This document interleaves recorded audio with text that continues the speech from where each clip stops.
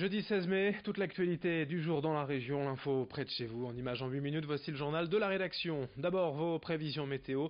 Et les journées se suivent et se ressemblent. Cette semaine, pour notre plus grand plaisir, le soleil brillera de nouveau généreusement aujourd'hui dans la région. Un temps globalement très agréable malgré quelques cumulus inoffensifs. Le vent de nord-est, lui, persiste et les températures sont tout juste de saison. 17 degrés à Lille, 16 à Saint-Omer et au Touquet, 14 à Boulogne, 13 à Dunkerque et à Calais. La météo complète après ce journal. À la une d'abord, la réforme du permis de conduire souhaitée par Emmanuel Macron pour rendre l'examen plus accessible et surtout moins cher de 30%. Plusieurs mesures viennent d'être dévoilées, notamment l'utilisation d'un simulateur de conduite durant 10 heures sur les 20 que compte normalement la formation au permis de conduire. Notez que les candidats pourraient tester l'examen dès 17 ans, après en conduite accompagnée, mais en tout cas ne conduiraient seuls qu'à leur majorité. Les lycéens, eux, pourraient passer gratuitement l'examen du code lors du service national universel. Enfin, un système national d'inscription en ligne doit être mis en place afin d'éviter les délais bien trop longs aujourd'hui. Écoutez, ce moniteur d'auto-école rencontré par Alicia Sanfilippo. Beaucoup de personnes achètent un accès prépa code qui coûte 30 €. Donc le code déjà a baissé, c'est bien parce que ça facilite la fluidité. On a des délais de code très très courts. Par contre, en termes de qualité, c'est là où ça pose problème. C'est que nous, en voiture, on se retrouve avec des gens qui ne connaissent pas leur code, qui ont juste bachoté du code et répondu à des statistiques. Mais par contre, maintenant, de leur dire qui est prioritaire quand on tourne à gauche, les gens ne savent pas. C'est qu'on a l'impression que la sécurité routière passe vraiment au second plan et qu'on parle vraiment de financier. On s'aperçoit qu'au final, le code, ok, c'est moins cher. Maintenant, si nous, on est obligé de passer du temps à faire des explications en voiture, on perd du temps sur de la conduite.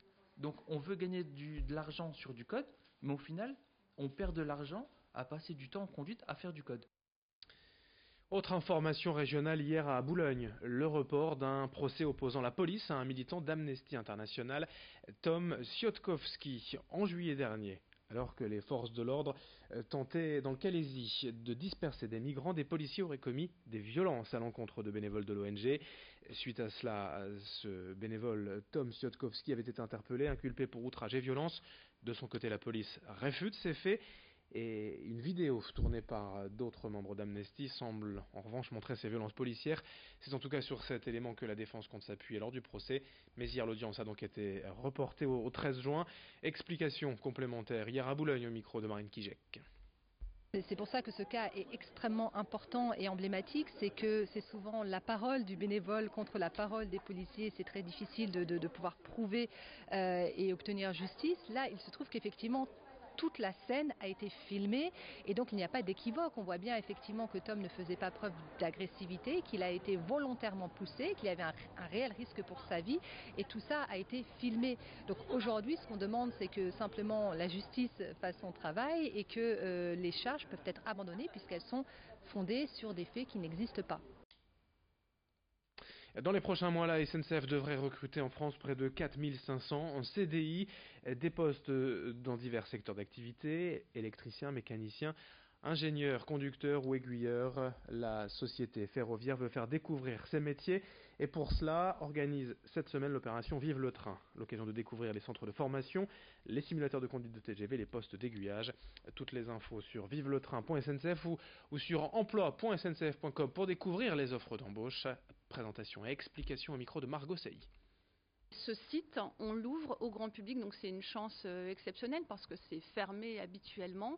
Il n'y a que 2 simulateurs de ce type en France, à Paris et à Lille, donc c'est une super occasion pour le grand public de venir visiter. Dans un premier temps, je conduis un petit moment pour leur faire voir comment fonctionne un peu la cabine, l'instrumentalisation, et après on leur laisse vulgairement le manche, comme on dit dans le jargon SNCF, et ça leur permet d'avoir des sensations de conduite qu'ils n'ont jamais eues, quoi. En ce jeudi 16 mai, c'est aujourd'hui le dernier jour pour déposer sa déclaration de revenus en version papier.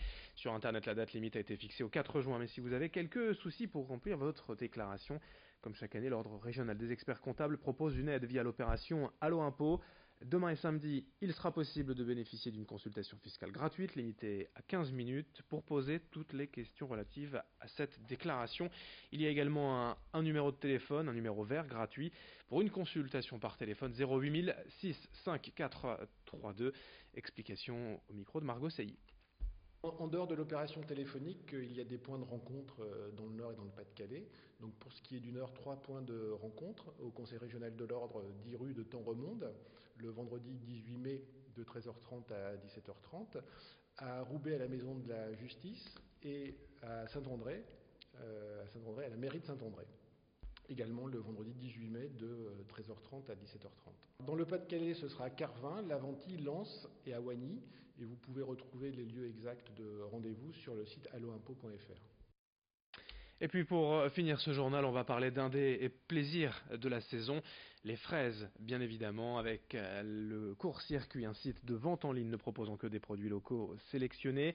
Hier, la fraise était à l'honneur à la Friche Gourmande, à l'Île-Five. Il faut en profiter, c'est la saison.